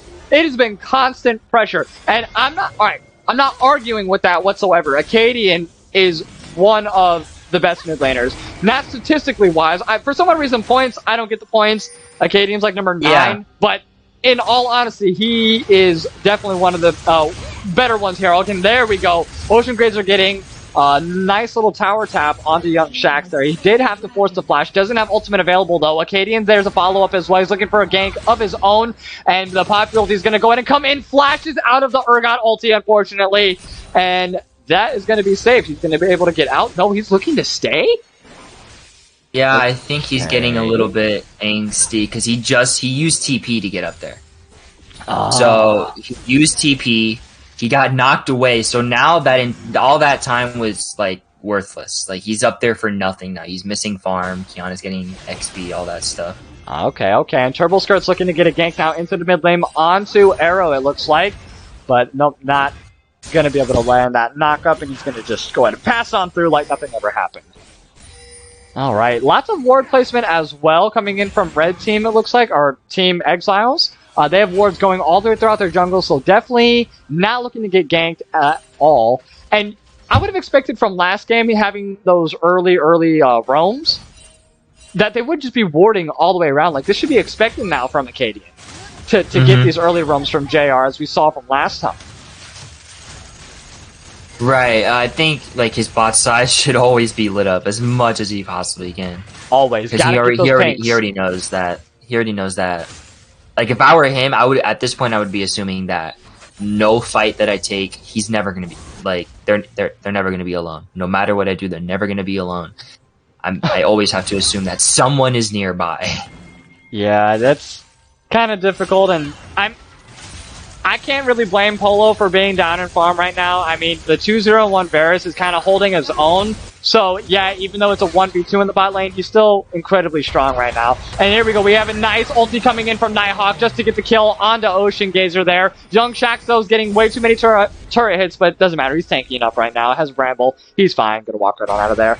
The communication from Exiles right now is unmatched. They are one of the strongest communicated teams, I think, in the league, and I know we're only in the 3rd week right now, but they have shown time and time again that the synergy is 100% there, and you have to respect these champions. Giving them the Poppy, Young Shax's best champion. We not only went over this last week, he said, "Never give me Poppy," and I quote, "Never give me Poppy. You will regret that 100%." Yeah. You gotta respect. You have to respect One Tricks. You just have to.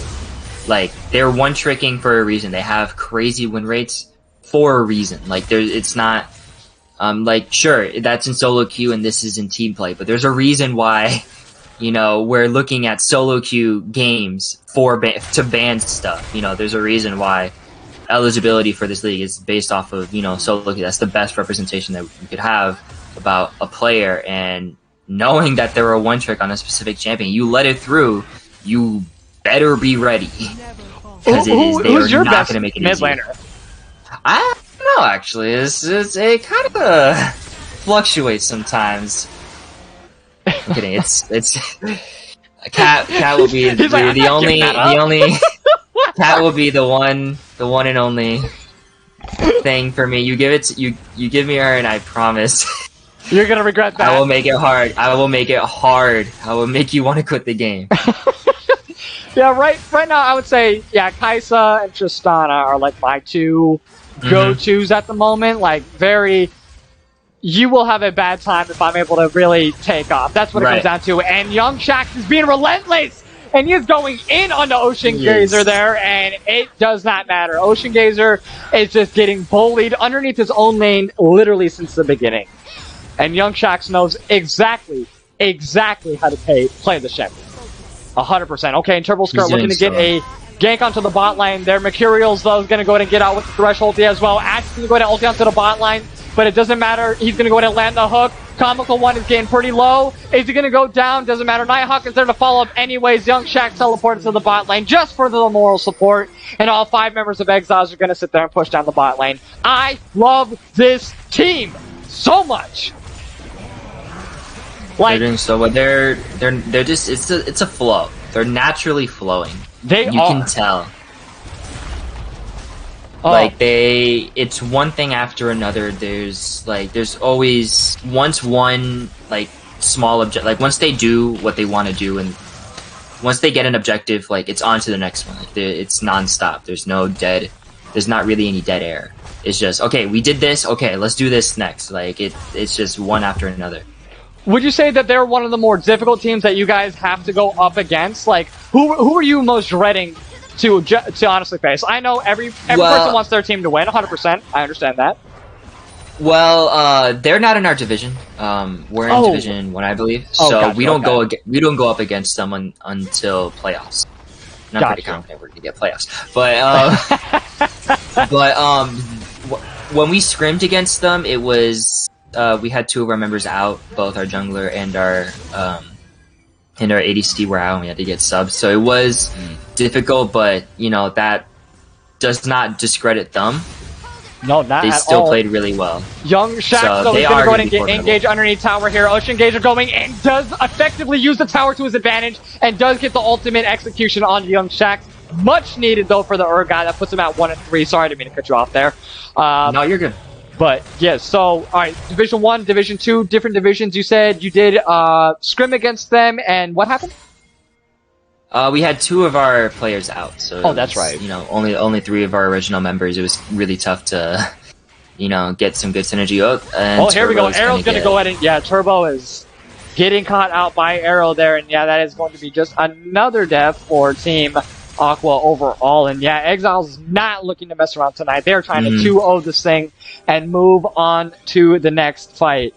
And yeah, Aqua right now, they're having a very difficult time. Look at it's like they're a whole unit. These people are machines. They are not 5 individual players. They are one strong ass character. That is how this works right now. Like, minimum, I think kill participation is going to be coming in, surprisingly, from Volleybear, because he's the jungler. 2-0 and 2. So he has like a 33% kill participation. A little bit of a buffer there. Not sure what's going on there. And Lang is coming in saying they are so used to seeing Shax and Exiles just stomp that this is just nothing new. 13 minutes in, already have a tower down on bot lane and almost another tower down on bot lane. They're 12 and 1. I mean, what are you saying to your team if you're in this position right now as Aqua? Like, I can tell you off rip, I'd be tilted off the face of the planet beyond doubt. I'm not even gonna lie. It's their only hope really is to pick out by using their lockdown, which they do have. they do have some lockdown. It's Mm-hmm. you know, not all that much, not the crazy thing in the world, but they do have lockdown. So, Very true.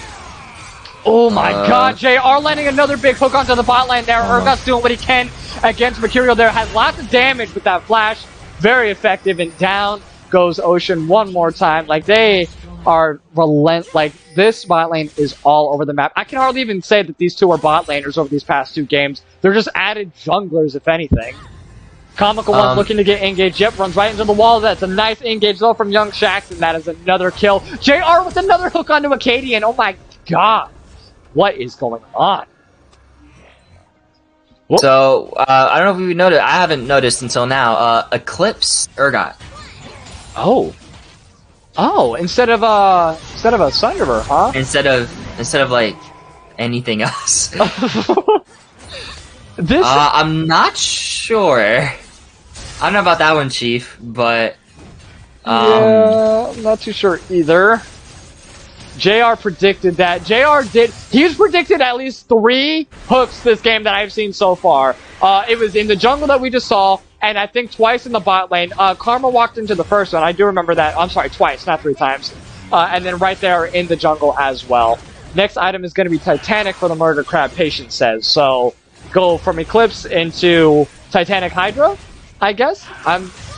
Okay, that sounds good to me. I mean, Titanic Hydra, obviously. I mean, Yeah. I guess, but you know, I don't know about the Eclipse. And there's the other hook.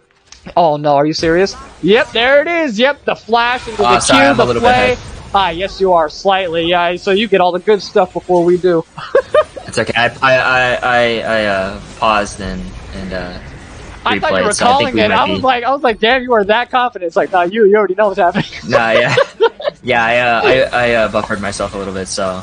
No, but oh my god, another one, JR! What are you doing, my friend? The Rift Scuttle's gonna go ahead and get that. Ocean Gazer's gonna go ahead and go down there. Turbo Scar is on the run for his life, but they are not carrying at all. Full dive, full engage. The 3 members down now for Team Aqua, and the rest of Team Exile's gonna go ahead and exile the rest of this team to the Shadow Realm, it looks like, as they go ahead and conquest down mid like the monsters that they are. And here we go. Is this going to be an open inhib? Yes, it will.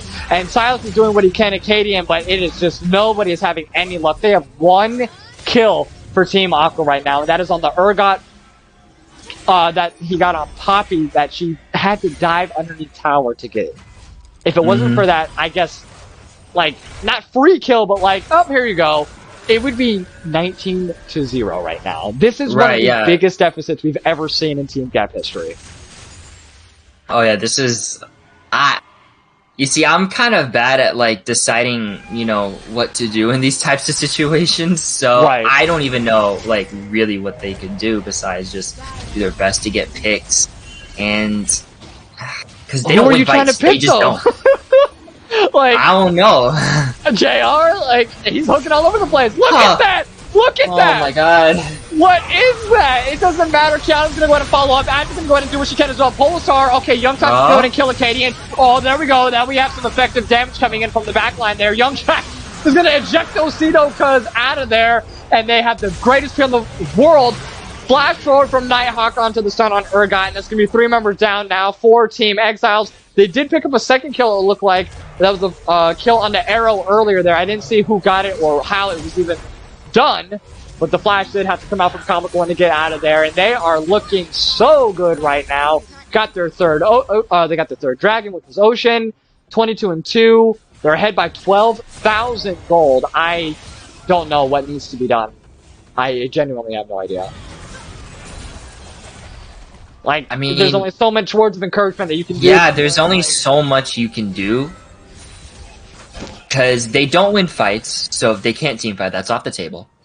They can do their best to get picks, but that would require the enemy team being out of position. Mm-hmm. And even when they're out of position, you know, it's gonna take them a while to take them down. I mean, Poppy's tanky, Bally's pretty tanky, even with this, you know, Sunder. Kiana's pretty slippery and does a crap ton of damage. So does Varus. Yeah. So, and then Thresh, tank. So, you know, it's difficult. It's tough. It's tough. You know, there's not a good answer. Yeah, there's not not a good anything that like answer. just that stands out to me. It's like, okay, you got to do this. We have some recommendations in chat. The only thing that they can think of is turtle or split push if possible, but they can just be easily ran down, especially with JR literally roaming the entire time, having the Moby boots. We have two Prowler, we have two Serpent's Fangs coming in, one on Kiana, one on Varus. He has 2 items. Ash doesn't even have a mythic yet. Oh my god, she doesn't. No, and now is she getting Kraken? I hope she's getting Kraken. Yeah, she has to be getting Kraken. I mean, that's literally... I mean, I guess technically you can go Gale Force to try to get out of these queues, but I don't know if that's going to be enough. And Poppy, by the way, is just going to go ahead and keep on running it down just like she is right now. Comical One is trying to get out of there. He's going to go ahead and get the speed up. Acadian's there for some kind of support, but I don't know, friend. Getting a 2v1 against the Poppy still, it might be in Poppy's favor right now. Alright, there we go. They might be getting that pick that you were mentioning earlier on the arrow, though. Oh, the Actional's going to go ahead and miss. Unfortunately, JR's going to get a nice play, and Purple Skirt's going to go ahead and go down. It looks like they get nothing. Oh, JR's going to go ahead and land a nice hook. He's going to go ahead and full engage there. Nighthawk's going to go ahead and come in with the ultimate. Very nice. That is 3 members down now, right now. JR still tanking all of this. Young Shack's going to get a killing spree off on to Polo Star, and that is another Team Gappy Gap ace, baby, for 0. And that is it. Exiles as not coming to play for tonight's match. Round number 2 is in the bag, it looks like. I can't call it. I'm not saying it, but it is looking heavily in their favor. Oh, I'll call it. I'll call it. I'll call it. This game is pretty much over. Yes, I stood up there. It was just like, they are good, man. Like, this is unprecedented. What is their standings right now? I have to go back and look. I don't know. I'm not sure. I'll check for you. They are...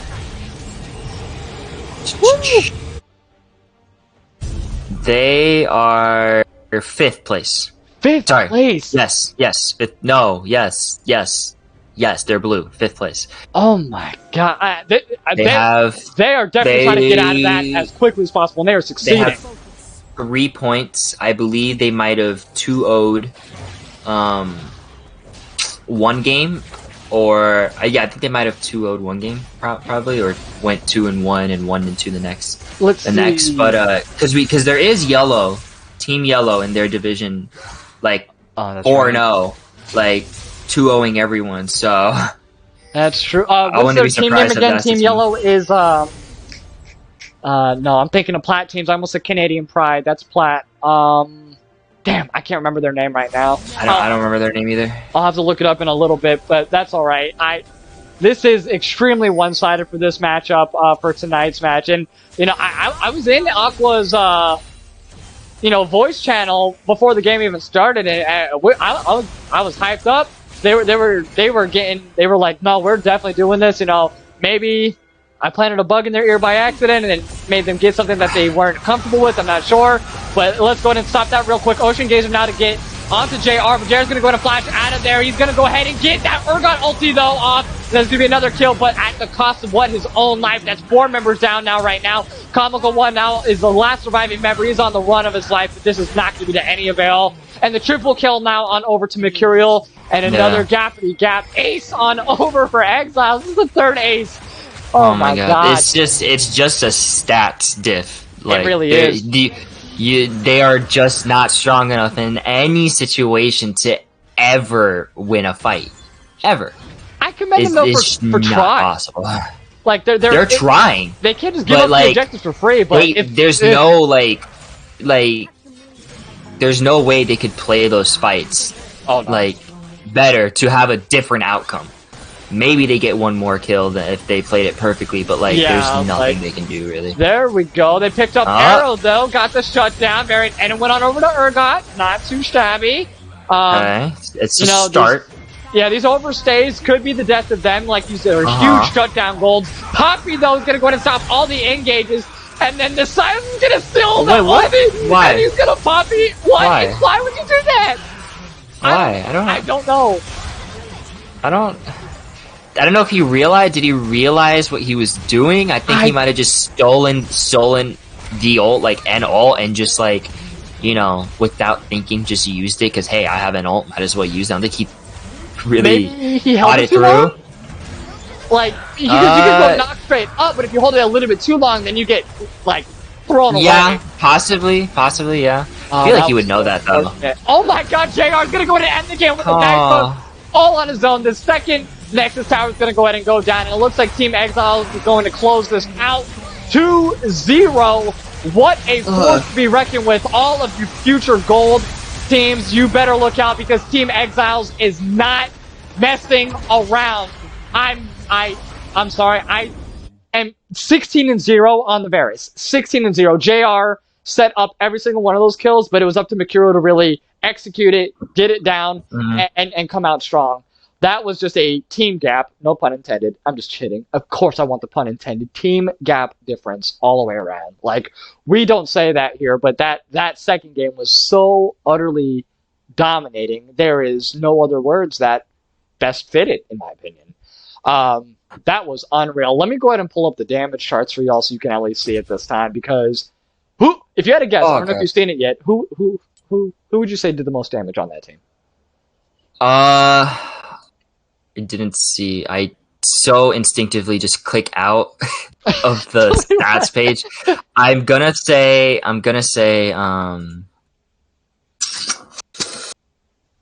Mercurial. And you are correct, my sir. The grand prize goes on over to you. Yes, Mercurial did the absolute most devastating damage, 23,000, almost doubled the next one in line, which was Kiana. Definitely doubled everyone else, though. That is unreal. That was a very strong, very effective win coming in for Team Exiles there. And let me go ahead and give the points over to all of you people. So Team Exiles, go ahead and going to get that one again. And I'm going to be pulling up the MVP poll for you all as well. Duck, who are you looking for MVP? Like, JR boys. Yeah, JR. I'm sorry. That's not even a question right now. For me personally, I cannot think of a more effective member than JR. The roams were unreal. The hooks were godlike. Absolutely godlike. Like, you couldn't have asked for a better Thresh player other than myself, of course, joining into that team fight. Obviously. Without question. Without question. Or you know what? I would actually put Soviet up there as well. He's a very effective team player there. But let me go ahead and put MVP.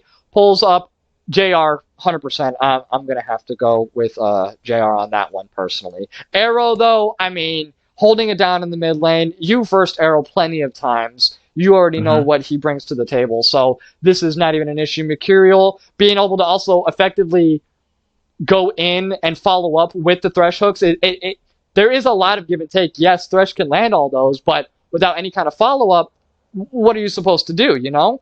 And then, of course, Young Shax in the top lane. Now, he got MVP, I believe, last time that I casted for them, and he was definitely prevalent, and in this game, he was definitely doing what he needed to do. Very effective teleports all the way around. I mean, he did phenomenal.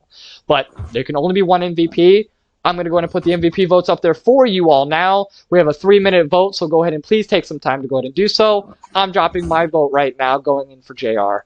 And, we'll go ahead and go from there. But how like, were you expecting this kind of a devastating win for Team Exiles? Like, I always want a game 3 of course, because it's selfish, but I was not expecting that. No, I was expecting I was expecting the games to cut it pretty close, but I did expect Exiles to take him in the end, but I didn't expect him to be this massive of a difference. I genuinely didn't either. Like, Urgot, like you see an Urgot player and you're like, oh my god, like they're gonna go ahead and just stomp. And early game, it was looking like Shax was a little bit in trouble. I'm not gonna lie, and Urgot was definitely being very pressured top lane. Then all of a sudden, next thing you know, we go back to top lane and Poppy level 5 is going and engaging underneath tower, getting the kill on Urgot. It's like, okay, never mind.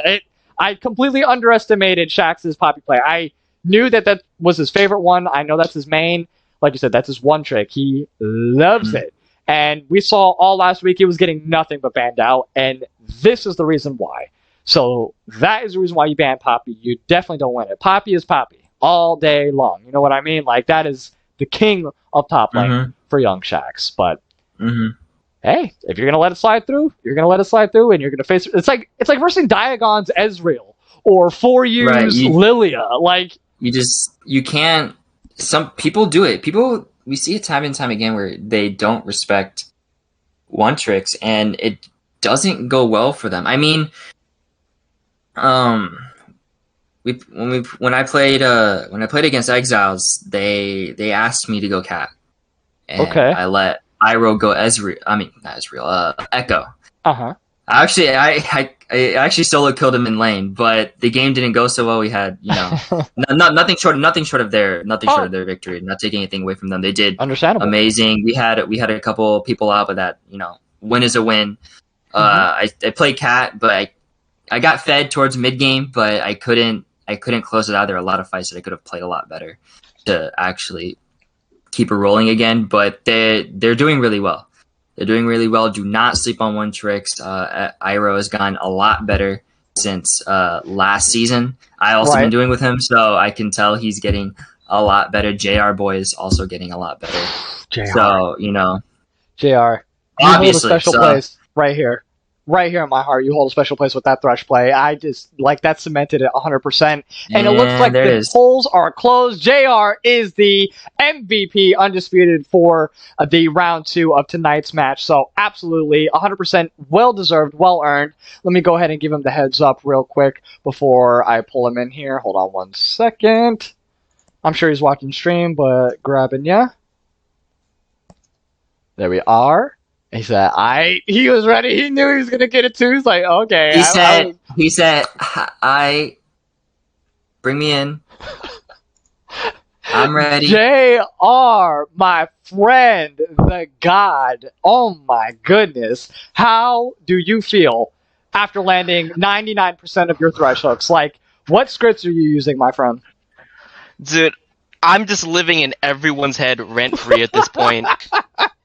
I don't know what to tell you.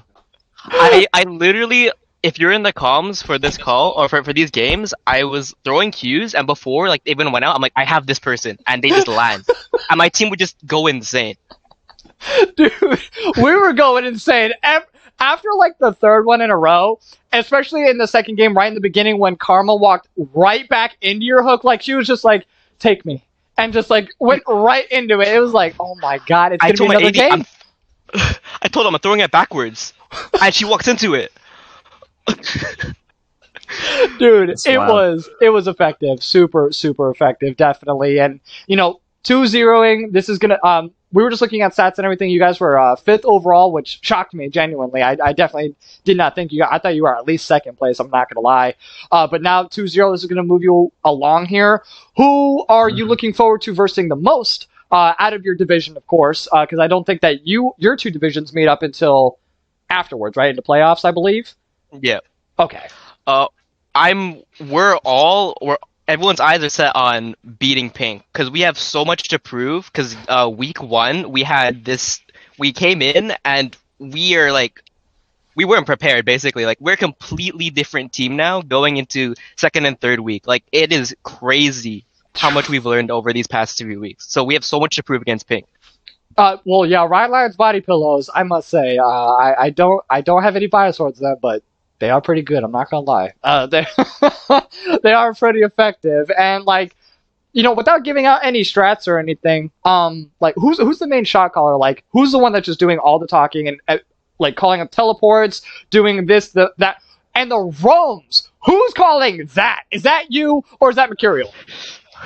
It's okay, so overall for big picture stuff, we've all played so much together. At this point, we have the same idea of what we need to do to get the job done. So we all just do this. Oh yeah, I agree. So that's how our shot calling works as a team. As for the roams, it's same thing. Me and Mike, we go back and forth. We're do we roam here? It's yeah, we go, and then we just go and we execute.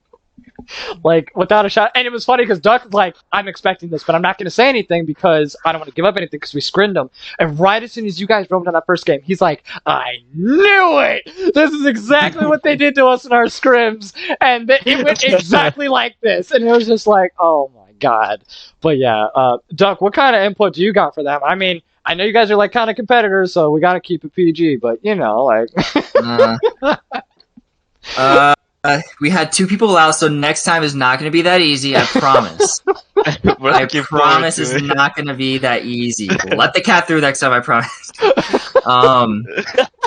We let it through one of the games, I think. Yeah, you Nighthawk asked me to, or Iroh, one of them asked me to play it, so I was like, sure, yeah, I guess.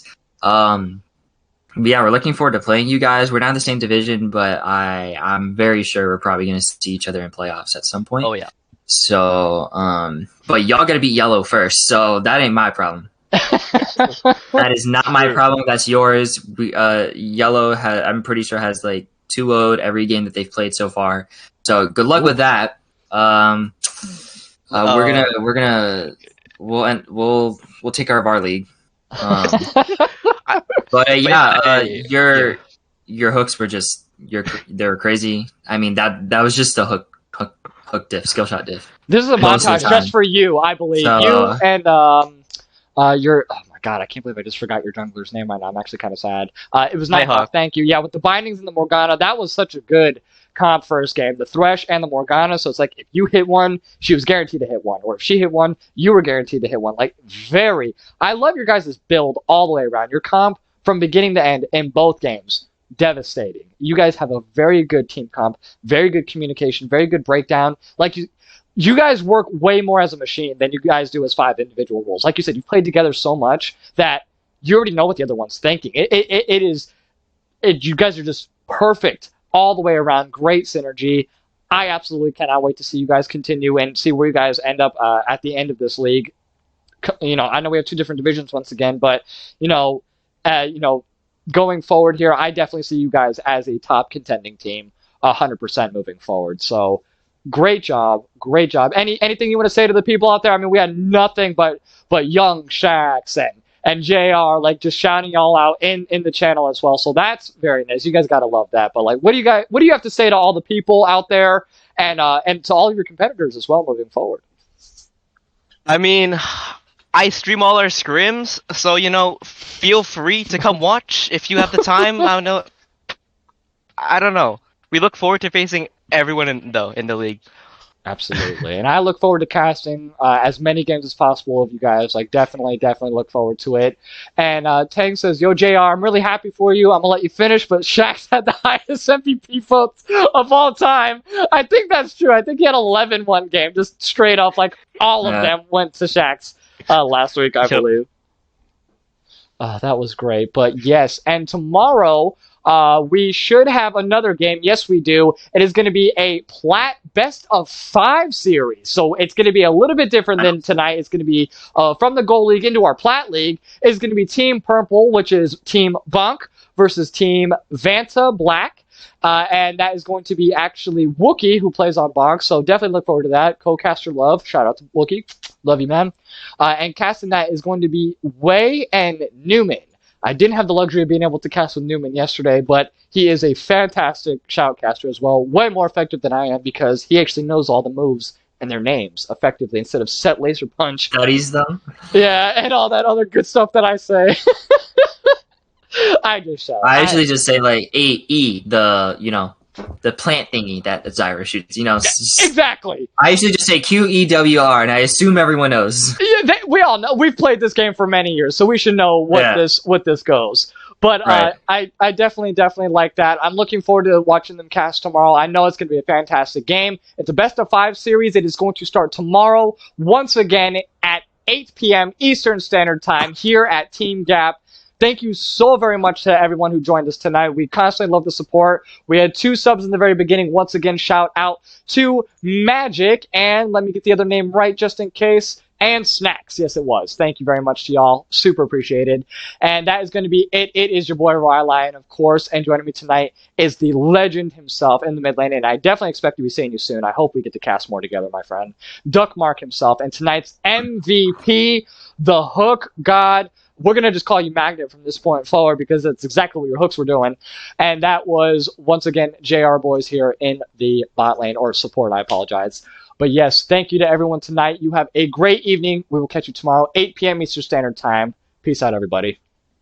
See you guys.